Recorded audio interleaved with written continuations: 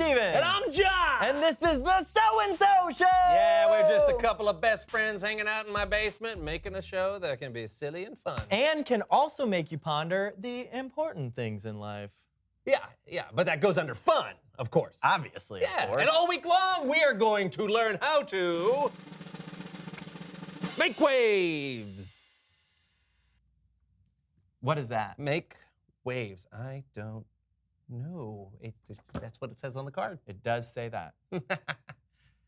So we're going to learn how to make waves. Mm-hmm. Do we need to find a swimming pool or something?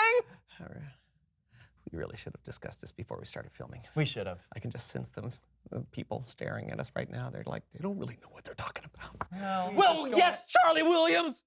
I see you. We do so know what we're talking about. Who is Charlie Williams? Yeah, I don't know. There's probably a Charlie Williams watching. There probably is, but look, we can't just sit here. So let's do the show, okay? Let's make waves. How? The only way we know how. In a montage. Are you gonna push it or should I push it? Oh. Make waves, take one. Sound waves! No. Make waves, take two. Wave waves. No. John, can you hear me? I'm waving.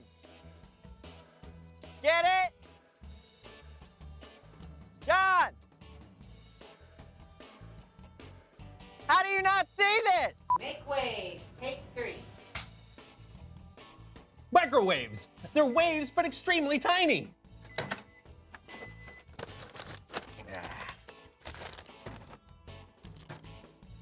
Delicious. But no. Make waves, take four. Amber waves of grain. Nope. Make waves, take five.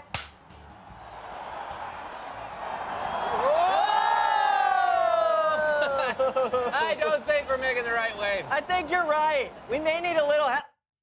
We may need a little help. Yeah. Does that mean what I think it means? It does. It's Bible story time. Woo!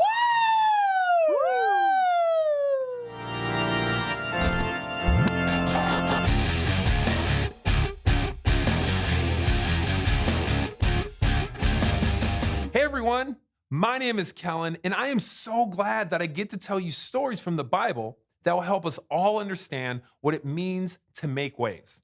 Now, today's story starts in the very beginning of the Bible, in the first chapter of the book of Genesis. You know, where like God literally made waves. It's true. In the beginning, there was nothing. And then God made everything. The earth, the sky, the sun, and the moon, oceans, rivers, mountains, and trees. Oh, how can I forget my favorite thing, animals? God looked at all of his creation and saw that it was good. And it was. You only have to listen to the rush of a waterfall or feel that cool breeze hit your face or look at the stars at night to know how magnificent and amazing our creative God is. But do you know what God saved for last? His most precious creation? People. Oh, that's right. He made us in his image. Who said that? Oh, that would be me, Kellen. I'm Adam, the first man God created. Ah, okay. So just so everyone knows, Adam would have lived thousands of years ago, so there's no way he could be giving an interview today. But let's just see what happens. So Adam, what was it like being the first person on the planet? Oh, are you kidding? I was living in the Garden of Eden, like an actual paradise. The weather every day, perfect. And like I said, God made me in his image, so that was cool. That's right. In Genesis chapter 1, verse 27, you can read this. So God created human beings in his own likeness. He created them to be like himself.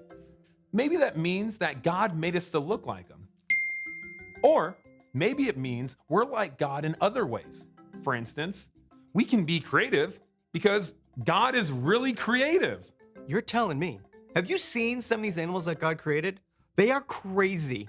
And, he put me in charge of them, right? You actually got to name them, didn't you? Yeah, which is actually tougher than it sounds, but I get the hang of it after a while. Like, that's a platypus. I'm going to name you Edgar. Oh, clearly that's a... I may change some of those later. So, did you ever get lonely in the garden all by yourself? Oh, I wasn't alone for long. Like, I fell asleep this one time, and then I woke up, and Hi. hey, here she is. This is Eve. I'm the first woman. Yeah. Again, let's just see what happens. Thanks for joining us, Eve. Well, it's not good for the man to be alone. That's what God said. So that's why I'm here. Yeah. I've got your back, Adam. Oh, I've got yours, Eve. And your rib. Yeah. Wait, what? Nothing. Oh. Nothing. All right. So, yeah, it's really good to be here. So, question for you both. How did the only two people in the whole world pass the time? What did you guys do all day? I'm sorry. Did I mention that I had to name all the animals? Do you know how many different kinds of birds there are? No, I don't. Well, there's a lot. There's a lot. We had other stuff to do. God basically put us in charge of his creation. We had to watch over all the animals in the farmland and take care of it. Yeah. Wow, that sounds like a big job.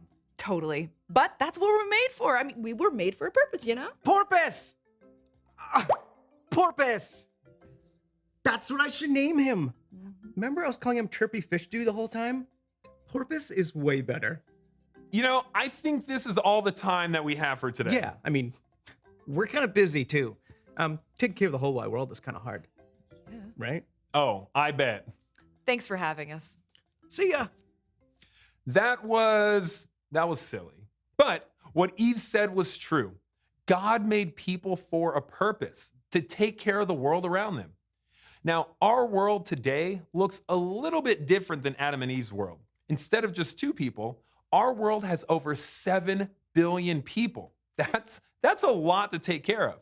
But remember, people were made in God's image. We were made in God's image. So we can work together to show the world what God is like by being creative, by being patient, and by showing God's love to people around us. That's how we make a difference in the world, and that's how we can make waves. I'll see you all next time. I think I understand how to make waves now. Do tell. Well, and it doesn't involve sound waves or microwaves or waving your hand. Well, I could have guessed that. Yeah, it's so simple. And I'm going to tell you all about it right after we answer this question. What's the point? The point is, God made people with a purpose. He sure did. And part of that purpose is what we already know. God wants us to take care of the world and the people in the world. We make waves by discovering how we're going to take care of the world. Right.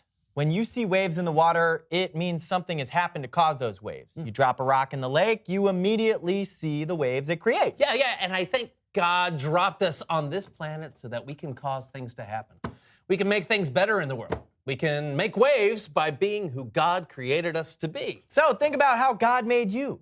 Think about the things you enjoy doing, or ask someone you trust to help you know what you're good at. Yeah. It could be that God made you just the way you are so you can make waves that will change the world around you. Yeah, that's great. Until next time, I'm John. And I'm Steven. And this was the So-and-so Show. One more wave. Hey!